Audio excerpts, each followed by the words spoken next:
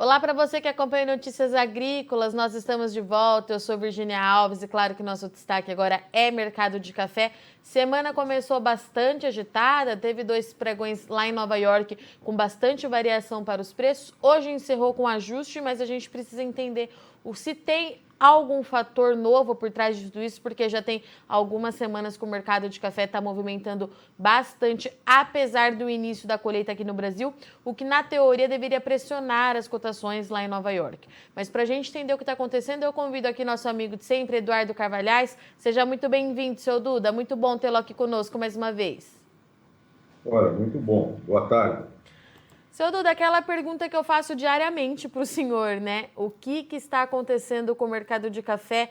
Muita volatilidade ainda, preço sobe bastante num dia, cai bastante no outro. Como é que a gente explica isso para o produtor? Já encontramos a resposta, seu Duda?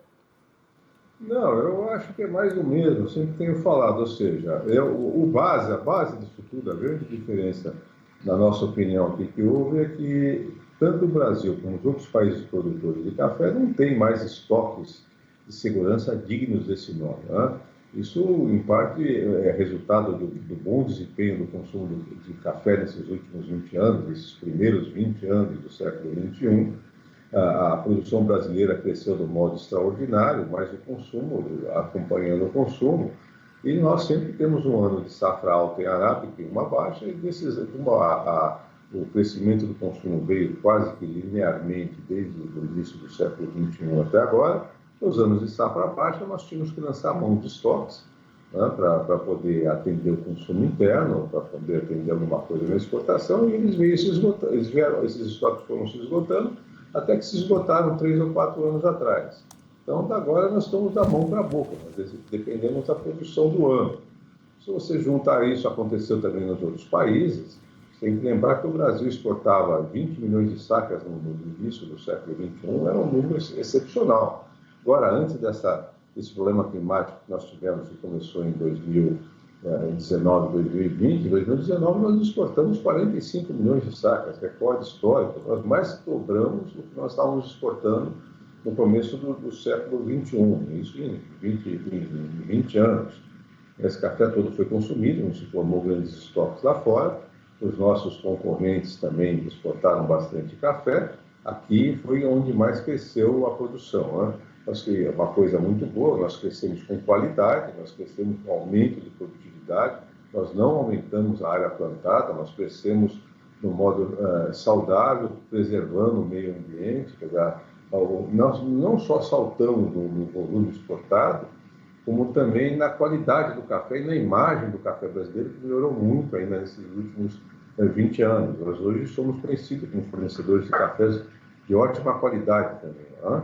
Nós ainda não conseguimos mostrar isso para o consumidor final. A Colômbia, nosso concorrente do Arábica, ainda tem um nome maior junto aos consumidores. Mas, na minha opinião, a qualidade dos nossos cafés finos são tão bons ou melhores até que os cafés finos da Colômbia. O que acontece é que o consumidor lá fora ainda está disposto a pagar mais pelo café colombiano do que o café brasileiro, dando esse problema sério que nós temos no momento. Quanto oferece nesse mercado que está aí 15, 20 abaixo de Nova York, que são as ofertas que os nossos exportadores recebem. No caso da Colômbia, tem café sendo comprado até a 70 acima da Bolsa de Nova York.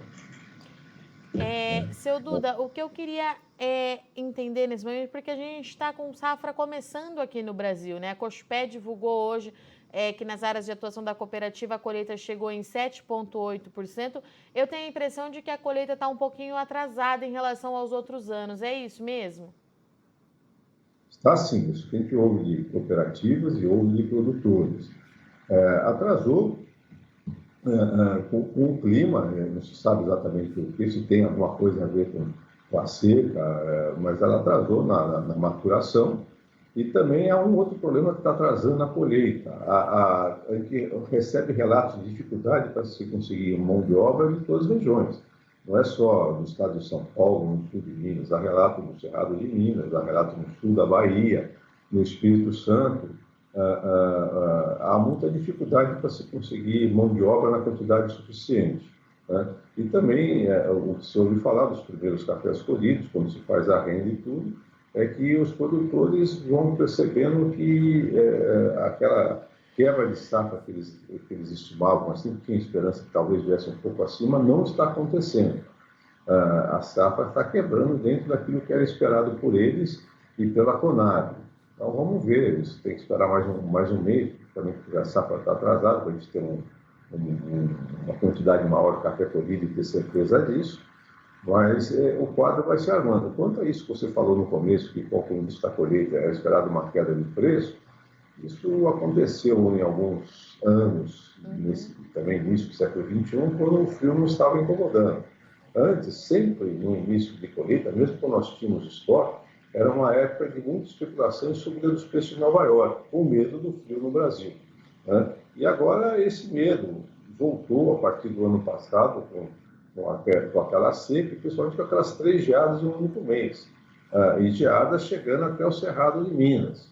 Pois você teve agora em maio, essa frente fria forte subindo em maio, ainda no outono, né? E chegando lá no Cerrado, dando lá uma pequena queimada em alguns cafezais mais mal localizados, ou em baixadas em que não tinha café, mas você ter 2 anos seguidos, frio chegando no Cerrado, lembrando que o Cerrado foi aberto com café a partir principalmente de 75, havia pouca coisa antes disso, a partir de 1975, aquela grande geada que nós tivemos no Brasil, a maior do século XX, os cafeicultores do Paraná, de São Paulo, do sul de Minas, foram abrir o cerrado, foram investir, desenvolver uma cafeicultura no cerrado para fugir do frio. E, de repente, a gente começa a perceber que apesar do aquecimento da temperatura média no Brasil e no mundo, essas frentes frias, quando chegam, esses eventos mais extremos, estão fazendo com que o frio chegue lá no Cerrado de Minas. Isso tem assustado.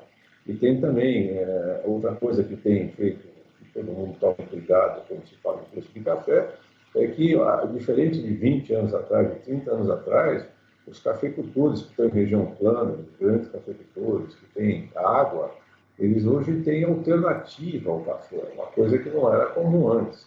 Os grãos estão sendo demandados, existe muita procura por grãos no mundo todo. Nós desenvolvemos variedades adaptadas ao cerrado, né? Essas variedades são muito produtivas, produzem muito bem, com riscos menores, com custos menores para a produção, com menos mão de obra. E isso tem levado muito cafeicultores no Cerrado Mineiro, e mesmo em algumas regiões de São Paulo, sul de Minas, em pegar uma área e destinar grãos. E eles começam a fazer a conta, comparar, depois de um ano, o que rendeu o hectare que ele colocou soja, que ele colocou trigo, que ele colocou milho, com o hectare de café, né? E isso vai fazer com que eles sejam muito mais cautelosos à venda. Eles vão fazer conta e ver se vale a pena continuar produzindo café ou se é melhor aumentar a área plantada com grãos. Tanto que eu acho, como eu vi aqui no último Seminário Internacional do Café em Santos, em maio, muita gente de fora do Brasil achando que depois que passasse a crise toda, os preços voltam para aqueles patamares que antes da seca. Eu não acredito, porque os custos de produção subiram e os cafeicultores, com essas experiências que eles estão fazendo, eles não vão se conformar a conviver com grandes riscos para terem pequenas margens ou então trocarem margem quase nenhuma. Eu acho que se os preços voltarem para aqueles patamares de $1 e pouco, nós vamos ver muito cafeicultor diminuindo a área plantada. Eu não acredito em queda de produção do Brasil, porque a área de Perimão deve crescer também. Mas acredito que se o mundo precisar que a produção brasileira cresça na mesma velocidade que cresceu nos primeiros 20 anos do século XXI, eles vão tomar um custo. Isso não vai acontecer, a não ser que os preços compensem bastante. Tá. E, seu Duda, e os outros fatores... Perdão, os fatores externos, né, que têm influenciado bastante nos preços, principalmente a questão entre Rússia e Ucrânia, que parece aí estar bem longe de se resolver e que, vez ou outra, traz alguma movimentação para o setor financeiro. A gente tem Covid lá na China também, que volta a trazer preocupação, principalmente para a questão logística, quando a gente fala em café. Como é que tudo isso tem girado em torno do mercado de café nessas últimas semanas? São variáveis positivas e negativas, e isso que faz esse nervosismo que a gente sente no dia a dia na Bolsa de Nova York, que é o maior termômetro do mercado internacional de café. Vai continuar essa guerra, não se sabe quando é que pode acabar, já chegou aos 100 dias, né? Os ucranianos têm mostrado muito valor, têm se defendido muito bem, e fica aquela impressão de que o café, o consumo pode cair. Pode cair, mas não vai a zero. Outra coisa, o problema de chegar com o café até lá, alguns portos estarem impedidos de receber containers, o nosso exportação de café brasileira tem muita experiência, mais do que centenária, está se procurando novos caminhos, novas rotas para se chegar lá, e vão chegar. A mesma coisa, a Rússia não vai parar de tomar café, pode haver um decréscimo de consumo, mas nada, numa época em que o problema é justamente produção igual ou abaixo do consumo mundial, eu não acredito que isso vá afetar fortemente. Principalmente por isso que eu volto toda hora a falar, não temos estoques. Então, qualquer coisa com o clima, e agora os eventos climáticos são mundiais, ao contrário de antes, daqueles problemas geados que nós tivemos no século XX, quando geava no Brasil, mas os outros países produtores não tinham problemas climáticos, e aí até ficavam contentes, porque o preço subia, e eles estavam com os cafezais deles sem problema.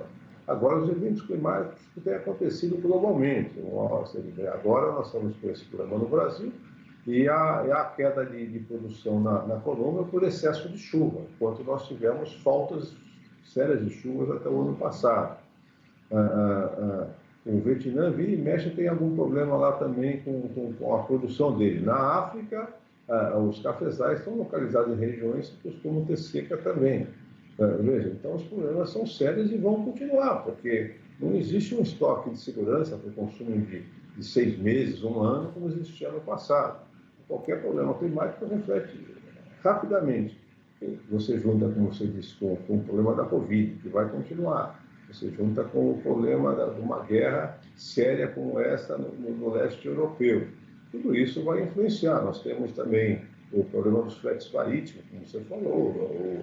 O Brasil, apesar de imensa exportação do nosso agronegócio e tudo, é responsável por pouco mais de 1% do comércio mundial ou internacional. Então, os contêineres para chegar aqui, que nós estamos no canto do mundo, demoram mais. Essas linhas principais dos grandes consumidores do mundo, de um lado dos Estados Unidos, do outro lado da China, acabam tendo preferência dos responsáveis pelos fretes mundiais. Tudo isso vai continuar impactando o nosso mercado de café. E agora, daqui até novembro, nós temos mais uma variável. Nós vamos entrar numa disputa por uma eleição presidencial. Isso sempre pode trazer transtornos de curto prazo. Você veja, aquela queda de Nova York ontem, depois de subir forte na segunda-feira, foi porque o dólar aqui no mercado brasileiro disparou, ele chegou perto de 3% de alta. Quando a Bolsa fechou ontem com 500 e poucos pontos de baixa no contrato para julho, o dólar estava com mais de 2% de alta, ele, se não me engano, a 2,3%, 2,4%, chegou quase a 2,8% no decorrer do dia, depois recuou um pouco abaixo de 2%. Mas na hora que Nova York fechou, se você punha os contratos de Nova York em reais por saca, eles estavam no mesmo valor do fechamento da segunda-feira, apesar daquela baixa forte de 500 e tanto pontos nos contratos de julho. Isso mostra as dificuldades que vamos sofrer daqui para frente. E o cafeicultor, que está perto dos seus cafezais, está vendo o que acontece com a colheita dele, está vendo o que acontece com os custos de produção, com as dificuldades de se conseguir mão de obra para a colheita, e que está custando mais cara, como já era esperado. Tudo isso faz com que ele tome muito cuidado para vender o café da safra que está terminando ainda. As ofertas há muita procura por café no mercado, mas há uma diferença de preço bastante substantiva entre o que o exportador quer pagar, baseado no mercado mundial, baseado nas ofertas que ele recebe do exterior, no valor do dólar, no valor de Nova York, e o que o produtor que tem café pretende por aquele lote. Isso tem feito com que cada negócio seja muito difícil. Os negócios saem todos os dias, num mercado enorme como o brasileiro, mas há muita dificuldade, há muito esforço para se conseguir fechar negócio. E certamente, como parece, quando divulgar os embarques brasileiros de maio, nós vamos ver que eles caíram em relação a maio do ano passado e provavelmente em relação a abril também. Isso deve se repetir nesse mês de junho. O mês de julho ainda é uma incógnita, vai depender do clima e também do andamento da colheita. Agora, só vamos começar a ver uma reação maior nos embarques brasileiros, como todo ano, a partir de agosto. Como é que estão os estoques lá fora? O que vai acontecer durante esse tempo? Não dá para saber, mas nós vamos continuar assim assistindo muito sobe e desce na Bolsa de Nova York, que é o nosso termômetro para os negócios de café no mercado físico. Seu Duda, deve sair nos próximos dias, né, o relatório do Secafé. Como é que o senhor acha que vem as exportações referente ao mês passado? Olha, até os últimos números que eles divulgam diariamente, eu não sei como é que eles estão fechando agora esses números, né? Todos os números divulgados sempre estavam abaixo do de abril, os números divulgados para maio, né? E sempre abaixo dos de maio do ano passado. Vamos ver nesses fechamentos se houve alguma mudança, mas é bastante provável que os números divulgados fiquem abaixo dos números de abril último e abaixo também do de maio do ano passado. É bastante provável que isso aconteça. Como eu disse, eu imagino, pelo andar da carruagem, pelos negócios, que quando nós fecharmos os números também desse mês de junho, vai acontecer a mesma coisa. Seu Duda, diante de tudo isso, né, o que o produtor faz nesse momento? Ele continua mais travado, mais cauteloso, ele fecha negócio, continua fechando à medida que precisa fazer caixa? Como é que o senhor tem orientado aí os produtores que o senhor acompanha? Olha, eu sempre brinco com isso, né? Eu não tenho bola de cristal, ninguém tem, fica muito difícil saber exatamente qual vai ser o comportamento. Ele tem que vender na medida que ele precisa de fazer caixa e também à medida que avança a colheita deles. Cada um deles vai ter que olhar como é que está o custo, quanto que o custo dessa safra que está entrando vai depender muito do tamanho da produção por hectare. Ele vai ter que fazer essas contas, muitos produtores estão vendidos daquelas vendas físicas para entrega futura, que tem compromissos agora em agosto, setembro, e com preço entre 500, 550 até R$700. Portanto, o produtor, quando vendeu esse café lá atrás, ele não imaginava a quebra dessa safra. Então, ele vendeu, considerava naquela época esses preços que remunerariam a colheita dele, e não vai acontecer isso. Então, ele está colhendo menos e uma parte está comprometida a preços bastante baixos. Cada um vai ter que fazer suas contas e decidir o que fazer. E ainda por cima, nervoso com esse sobe e desce na Bolsa de Nova York e com o clima, que vai nos preocupar pelo menos até outubro. Agora com o frio e depois nós vamos aguardar a chuva, porque se chove na hora certa, então nós temos uma bela florada, e eles ficarem um pouco mais tranquilos com a safra do ano que vem. Eles vão ficar bastante aflitos, mas cada produtor vai ter que olhar para o seu caso pessoal, ver quanto café ele tem guardado, como é que ele está vendido para frente, qual vai ser o tamanho da safra dele, para tomar essa decisão. Agora não deve nem vender tudo de uma vez, na minha opinião, nem segurar tudo. Não? Ou seja, aquele de você ir vendendo ao longo do ano safra, tem sempre se mostrado mais prudente e aonde o produtor acerta melhor. Perfeito. Seu Duda, muito obrigada mais uma vez pela disponibilidade do senhor, grande parceiro aqui do NA. O senhor sabe que qualquer novidade que tiver por aí é só mencionar que a gente traz para o produtor. Obrigada, viu? Até a próxima, seu Duda. Até a próxima. Boa tarde a todos. Portanto, nós conversamos com o seu Eduardo Carvalhais, analista de mercado, que trouxe para a gente o que está acontecendo no mercado de café. O produtor está vendo que mesmo com o início da colheita aqui no Brasil, as cotações continuam apresentando bastante volatilidade. O que o senhor Duda trouxe para a gente?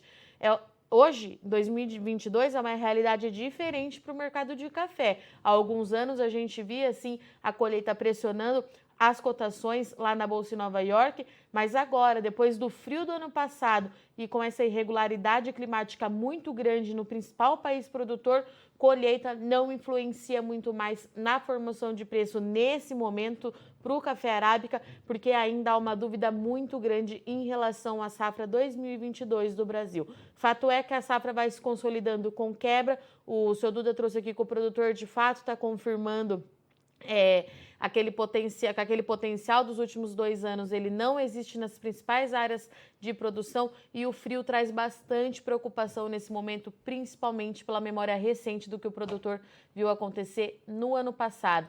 Fora tudo isso, tem outros países que enfrentam problemas climáticos também, Vietnã e principalmente Colômbia, principal concorrente quando a gente fala em café de qualidade do Brasil, que divulgou recentemente, o USDA divulgou recentemente que a produção 2022 da Colômbia não deve ter alteração, deve permanecer em 12 milhões de sacas, então isso chama atenção, é uma oportunidade para o Brasil, mas mostra mais uma vez que as principais origens produtoras de café passam por problemas climáticos afetando diretamente na produção.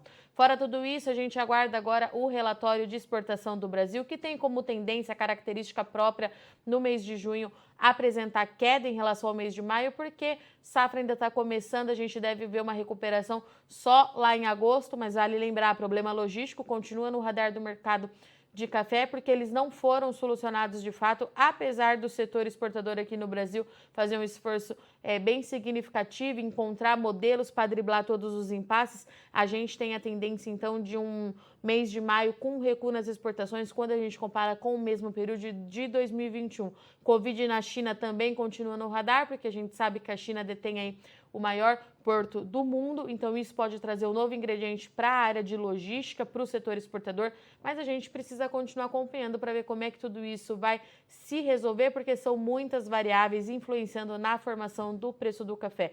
O produtor, segundo o seu Eduardo Carvalhais, continua mais cauteloso, agindo à medida que precisa fazer caixa, foca na colheita. A colheita na área de atuação da Cochupé chegou em 7,8%, atrasada em relação aos anos anteriores, mas os trabalhos estão ganhando força e a safra 22 está só começando. A gente precisa acompanhar muito de perto para saber qual é a melhor tomada de decisão para o produtor, tá certo?